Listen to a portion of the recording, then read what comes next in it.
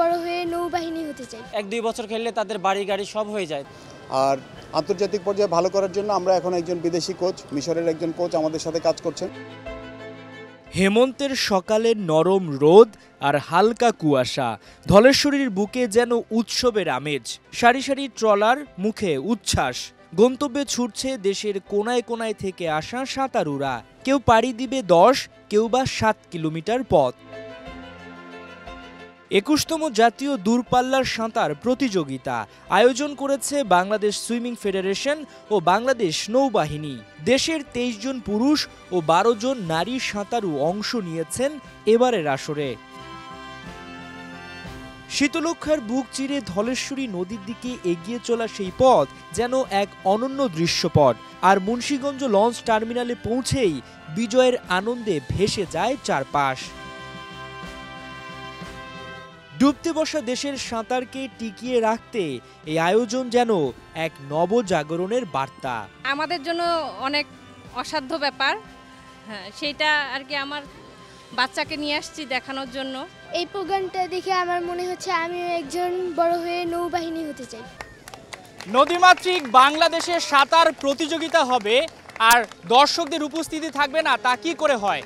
বাংলার সেই জৌলুস ফেরাতে বাংলাদেশ নৌবাহিনী এবং বাংলাদেশ সুইমিং ফেডারেশন একসাথে কাজ করেছে।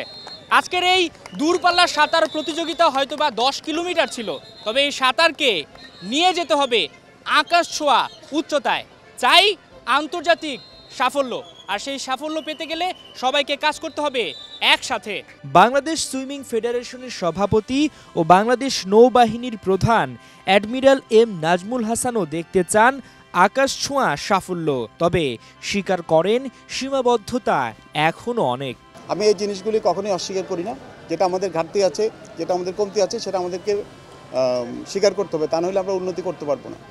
আর আন্তর্জাতিক পর্যায়ে ভালো করার জন্য আমরা এখন একজন বিদেশি কোচ, মিশরের একজন কোচ আমাদের সাথে কাজ করছেন।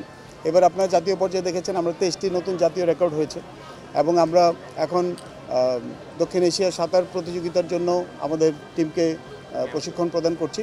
আমার বিশ্বাস যে আন্তর্জাতিক পর্যায়ে আমরা যদি এর পিছনে আমাদের পৃষ্ঠপোষকতা থাকে এবং আর্থিকভাবে সরকারের যদি আমরা কিছু পৃষ্ঠপোষকতা পাই, তাহলে আমার বিশ্বাস আমরা সাঁতারে আন্তর্জাতিকভাবে ভালো ফলাফল করতে পারব। বিজয়ের আনন্দেও কিছুটা আক্ষেপ, হতাশা সাঁতারুদের মনে। বলছেন সম্মানই যথেষ্ট নয়।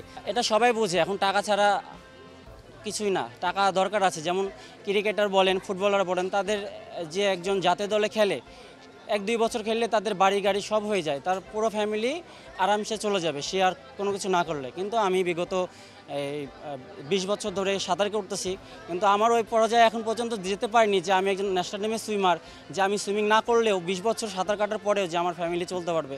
আমার যে বেতন, এই বেতন দিয়ে আমাকে মূলত চলা লাগে। তো আমরা চাইবো যে সব খেলাই, সুইমিং না, ক্রিকেট না, সব খেলার জন্য ন্যাশনাল টিমের একটা বেতনভুক্ত অন্তর্ভুক্ত আনা দরকার। কারণ আমি সেনাবাহিনীতে আছি, আমাদের ডিএমটি মহোদয়, আমাদের G1 G2 মহোদয় আমাদেরকে অনেক অনুপ্রেরণা করে এবং আমাদেরকে সেনাবাহিনী থেকে আর্থিক প্রাপ্যতা দান করে, পুরস্কার দান করে, অনুপ্রেরণা দেয়। তো দিন শেষে আসলে বলবো যে এই খেলাতে আরও প্রাইজ মানিটা আরও বাড়ালে আরও খেলোয়াড় বাড়বে এবং আগ্রহ বাড়বে এবং দেশের সাঁতার আরও এগিয়ে যাবে। গাড়ি বাড়ি তো কিছুই হয় নাই ওইরকম, যতটুকু আছে বা দিচ্ছে আমার সংস্থা, এতটুকুই আমাদের আলহামদুলিল্লাহ। হাসান সজীব, 71, মুন্সিগঞ্জ।